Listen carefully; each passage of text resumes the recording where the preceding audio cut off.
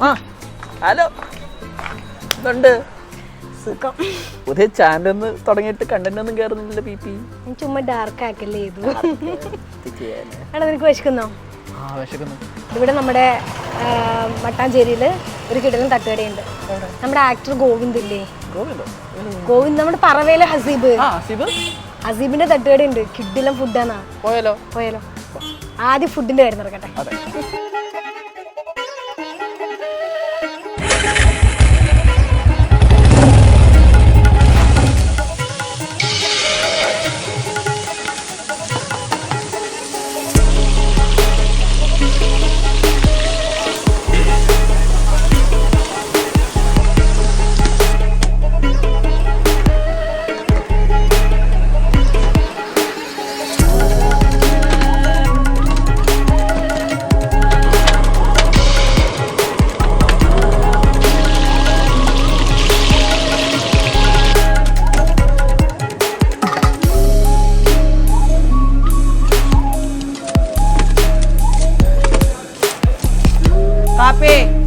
എന്താണ് ഗോവിന്ദ വിശേഷങ്ങൾ?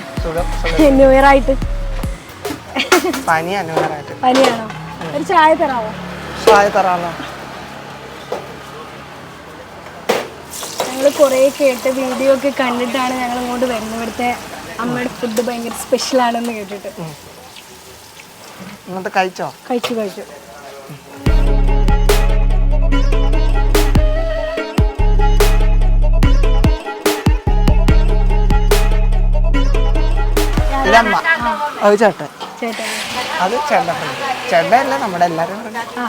എന്താണ് പുതിയ വിശേഷങ്ങൾ? എന്തൊക്കെയാണ്? പുതിയ നിലവിലൊന്നുമില്ല, കടയായിട്ട് മുന്നോട്ട് പോകും. ഓക്കെ. എന്താണ് ഹസീബ് തന്നെയാണ് എല്ലാവർക്കും ഇപ്പോഴും.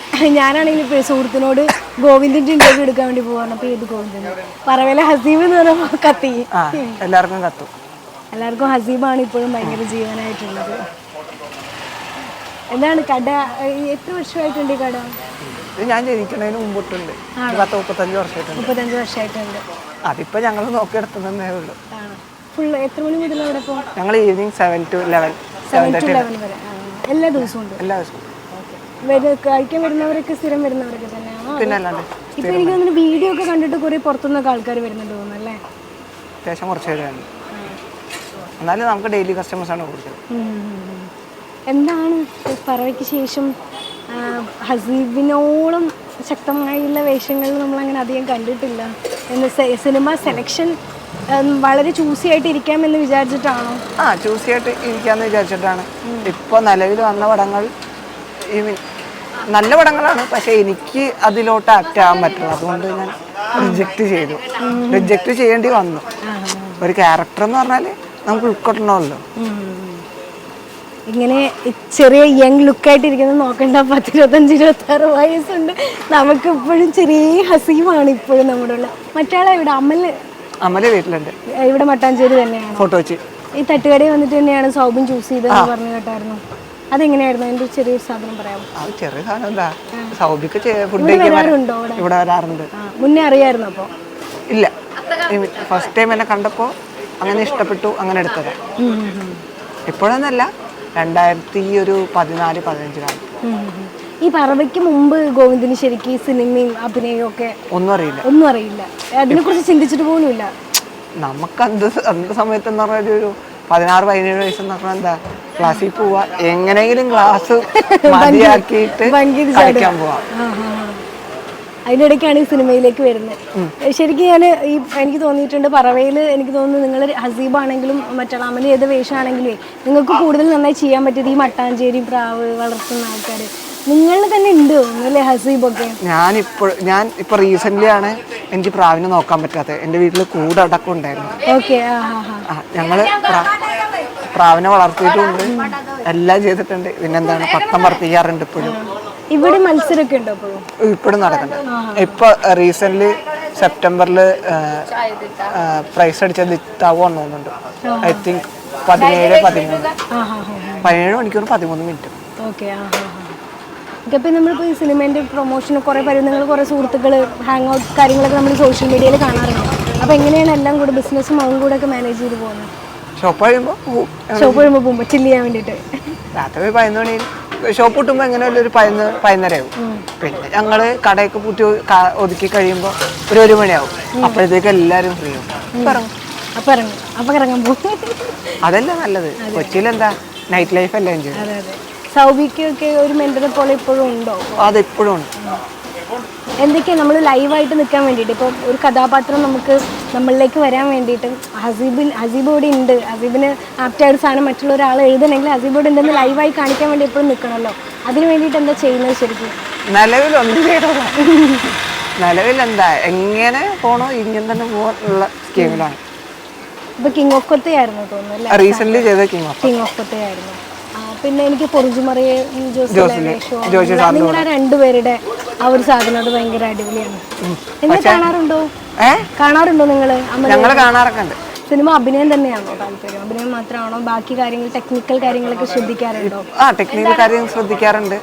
ഇപ്പോൾ ഓരോ പടം കാണുമ്പോഴും നമുക്ക് പടത്തിൽ വർക്ക് ചെയ്തുകൊണ്ട് നമുക്കറിയാം ടെക്നിക്കൽ സൈഡ് എങ്ങനെയാണെന്നും.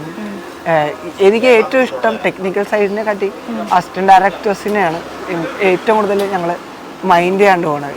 അവരാണ് ഈ ഫിലിമിൽ ഏറ്റവും കൂടുതൽ സ്ട്രഗിൾ ചെയ്യണതും വർക്ക് ചെയ്യണതും. പക്ഷെ ഇതാരും മനസ്സിലാക്കണം. ഇപ്പോൾ ഈ പറവയിൽ അഭിനയിക്കുമ്പോൾ സിനിമയെ കുറിച്ചിട്ടൊന്നും അല്ലെങ്കിൽ അഭിനയത്തെ കുറിച്ചിട്ടൊന്നും അറിയില്ല. ശരിക്കും സൗബി ആ ടീമിന്റെ ഇൻസ്ട്രക്ഷൻ വെച്ചും തന്നെയാണോ അഭിനയിച്ചത്? അതെ. അതിനുശേഷം എന്തൊക്കെയാണ്, അതിനുശേഷമുള്ള പ്രൊജക്ടുകളിലൊക്കെ എന്തൊക്കെയാണ് ശ്രദ്ധിക്കാറുള്ളത് നടൻ എന്ന രീതിയിൽ? ആ ഒരൊറ്റ പടത്തിൽ നിന്ന് തന്നെ എന്തൊക്കെ പഠിക്കാവോ അതെല്ലാം പഠിപ്പിച്ചിട്ടാണ് ഞങ്ങൾ പുറത്തു വിട്ടത്. അത് തന്നെ മനസ്സിലാവാമല്ലോ നമ്മൾ എന്തൊക്കെ അഭിനയിച്ചിട്ടുണ്ടാവും, എന്തൊക്കെ. ഇപ്പം ഞങ്ങൾ അഭിനയിക്കണമെങ്കിൽ ടെക്നിക്കൽ സൈഡിൽ പോയി നിൽക്കും, അവിടെ നിൽക്കണമെങ്കിൽ അസിസ്റ്റന്റ് ഡയറക്ടർ സൈഡ് പോയി നിൽക്കും. നമ്മൾ അങ്ങനെയായിരുന്നു. നമുക്ക് ഇങ്ങനെ ഇന്ന ജോലി അങ്ങനെ ഒന്നുമില്ലായിരുന്നു. ഫുൾ എന്താ പറഞ്ഞ സെറ്റിൽ ചാടി നിൽക്കണം. ഫസ്റ്റ് ചെയ്ത ഷോട്ട് എന്തെങ്കിലും ഓർമ്മയുണ്ടോ? പടത്തിലത്തെ ഫസ്റ്റ് ഷോട്ട് തന്നെയാണ് ഇപ്പോഴും ചെയ്തത്. ഓക്കെ. ആ മീനിന്റെ വായിന്നെടുക്കുന്ന അതിന്റെ റിയാക്ഷൻ ആയിരുന്നു ഫസ്റ്റ് ഷോട്ട്. അതിന്റെ ഓപ്പണിംഗ് ഷോട്ടും അതന്നെയായിരുന്നില്ലേ? ഓപ്പണിംഗ് ഷോട്ടും അതായിരുന്നു. വിദ്യാഭ്യാസ സ്കൂളൊക്കെ എങ്ങനെയായിരുന്നു ക്ലാസ്? ഞാൻ +2 വരെ പഠിച്ചോളൂ. +2 കംപ്ലീറ്റ് ചെയ്തായിരുന്നോ? +2 കംപ്ലീറ്റ് ചെയ്തു. പിന്നെ പഠിക്കാൻ പോകാനത് താല്പര്യമില്ലായിരുന്നിട്ടാണോ? പഠിക്കാനുള്ള കഴിവില്ല. പഠിക്കാനുള്ള കഴിവ്. എവിടെ പഠിച്ചതൊക്കെ? എവിടെ? ഞാൻ 1 തൊട്ട് 10 വരെ TD സ്കൂളിലാണ് പഠിച്ചത്. പിന്നെ അത് കഴിഞ്ഞിട്ട് അക്കിനാസിലാണ് പഠിച്ചത് +1 +2. വീട് ഇവിടെയാണ്. ഈ വീടിനെ കുറിച്ച് എവിടെ കേട്ടായിരുന്നല്ലോ ഇത്ര വർഷം പഴക്കമാണെന്നൊക്കെ? അതൊരു എന്താ പറഞ്ഞാൽ എൻ്റെ അപ്പൂപ്പൻ വെച്ച് വീടാ. ആണോ? ഓക്കെ. അപ്പോൾ നിങ്ങൾ പണ്ട് മുതലേ കൊച്ചിക്കാരാണല്ലേ? ഈ പറവയിൽ ഈ സ്ലാങ് കാരണം ഭയങ്കര യൂസ്ഫുൾ ആയി തോന്നുന്നു അല്ലേ? എനിക്ക് ഈ സ്ലാങ് കൂടുതൽ കൊച്ചി സ്ലാങ് ആയിരുന്നില്ലേ? അതിൽ അത് ഡബ്ബായിരുന്നല്ലേ? അല്ല, സിംഗ് സൗണ്ട് ആയിരുന്നല്ലേ? എന്നാലും കുറച്ച് സ്ഥലങ്ങളിലൊക്കെ ഡബ് ചെയ്യേണ്ടി വരും. അല്ലാതെ ഡബ് ചെയ്യുന്നതിൽ ബുദ്ധിമുട്ടാണോ ശരിക്കും? ഫസ്റ്റ് ടൈം ബുദ്ധിമുട്ടായിരിക്കും, പിന്നെ നമ്മൾ പിടിക്കും. ഇപ്പോൾ സിനിമയിലാണെങ്കിൽ ഇപ്പോൾ ഒരുപാട് കോണ്ടാക്ട്സ് ഒക്കെ എന്തായാലും കാണുമല്ലോ. അതിനോടൊരു സ്നേഹമുള്ള കുറേ ആൾക്കാരുണ്ട്. അപ്പോൾ നമുക്ക് ഒരു കഥാപാത്രത്തിനൊക്കെ വേണ്ടിയിട്ടേ സംവിധായകരോടും റൈറ്റേഴ്സിനോടൊക്കെ എപ്പോഴെങ്കിലും അവസരങ്ങൾ ചോദിക്കുക അങ്ങനെ ഞാനിപ്പോഴും ചോദിക്കാറുണ്ട്. കൂടെ വർക്ക് ചെയ്ത ആൾക്കാരോട് ഇപ്പോഴും ഞാൻ ചോദിക്കാറുണ്ട്. കാപ്പി കൂടെ അഭിനയിച്ചവരോ പുതിയതായിട്ട് നമുക്കറിയാവുന്ന ഡയറക്ടേഴ്സ് ഉണ്ടെങ്കിൽ ഞാൻ ഇപ്പോഴും മെസ്സേജ് അയക്കാറുണ്ട്, ഇപ്പോഴും ചോദിക്കാറുണ്ട്. അതെപ്പോഴും കണ്ടിന്യൂ ചെയ്തുകൊണ്ട് ഞാൻ ഇപ്പോഴും കണ്ടിന്യൂ ചെയ്തുള്ളൂ. സിനിമകളൊക്കെ കാണാറുണ്ട് അതിൻ്റെ ഇടയ്ക്ക് സമയം? ലാസ്റ്റ് കണ്ട സിനിമ പുഷ്പ 2. ഇതിന് കണ്ടില്ല. പിന്നെ ഐഡന്റിറ്റി ഒന്നും കണ്ടിട്ടില്ല. കാരണം ഞാൻ സത്യം പറഞ്ഞാൽ പനിയായിട്ട് കിടപ്പായിരുന്നു. ഇന്നലെയാണ് തലവേദന. ആണല്ലേ? എന്താ ഫ്യൂച്ചർ പരിപാടികൾ എന്തൊക്കെയാണ്? ഫ്യൂച്ചർ പരിപാടി ഒന്നുമില്ല. നിലവിൽ എങ്ങനെയാണ് അത് കണ്ടത്? പിന്നെ എന്തായാലും എയിമെന്ന് പറഞ്ഞാൽ ഒരു വീഡിയോ വെക്കണം, വീട്ടുകാരെ സേഫ് ആക്കണം, അത്ര. ഞാനാണെങ്കിൽ ഇപ്പോൾ ഇങ്ങോട്ട് വരുന്നേക്കാൻ മുന്നേ ഗോവിന്ദൻ്റെ ഒരു ഇൻ്റർവ്യൂ ഉണ്ട്. അപ്പോൾ ഒരാളിങ്ങനെ ഒരു ആങ്കർ ഇങ്ങനെ പറയുന്നത് കേട്ടായിരുന്നു, ഇങ്ങനെ കാണുന്നതിൽ വിഷമമുണ്ട് സാധനം. പക്ഷെ ഭയങ്കര പോസിറ്റീവായിട്ടാണ് ഗോവിന്ദ് അതിനൊക്കെ എടുത്തിട്ടുള്ളത്. കാരണം ഇതിപ്പോൾ നമ്മുടെ ഒരു ബിസിനസ്, ഇതൊരു തൊഴിലാണ്, എല്ലാത്തിനും അതിൻ്റെതായ ഒരു ഇതുണ്ട്. അപ്പോൾ നിങ്ങൾ എന്തുകൊണ്ടാണ് ഇങ്ങനെ വന്നതെന്ന് വെച്ചാൽ നിങ്ങളുടെ തൊഴിൽ ഇതാണ്, എൻ്റെ തൊഴിൽ ഇതാണ്. അതേപോലെ എത്രത്തോളം എൻജോയ് ചെയ്യുന്നുണ്ട്? എൻജോയ് ഉണ്ട്.